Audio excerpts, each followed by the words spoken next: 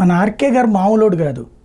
ఆయన పెట్టిన ఫిట్టింగ్ ఇప్పుడు పెద్ద చర్చ, తలగాలు వెళ్ళిపోతున్నాయి చాలామంది మేధావులకి. ఏంటంటే మొన్న ఆదివారం కొత్త పలుకులో రాసినటువంటి సందర్భంలో చంద్రబాబు అంటే అస్సలు నచ్చదు మోడీకి, కానీ అట్లాంటి మోడీతో పొత్తుకి అంటే మోడీని పొత్తుకు ఒప్పించింది భారతీయ జనతా పార్టీకి సంబంధించినటువంటి ఒక గవర్నరు, అటు ఆర్ఎస్ఎస్తో మంచి సాన్నిధ్యం ఉండి మోడీకి నచ్చ చెప్పడంతోనే ఈ పొత్తు కుదిరింది అని రాసుకొచ్చారు. అంతా బాగానే ఉంది, కానీ ప్రజలందరికీ తెలిసిన విషయం ఏంటి? పొత్తు గురించి పదే పదే వెళ్ళి దండం పెట్టొచ్చాను నేనని చెప్పుకొచ్చింది పవన్ కళ్యాణ్. ఈవెన్ ఆ తర్వాత పవన్ కళ్యాణ్ ప్రకటించింది అదే. ఈవెన్ పవన్ కళ్యాణ్ ద్వారానే పొత్తు కుదిరింది అన్నది అందరికీ తెలిసినటువంటి అంశం.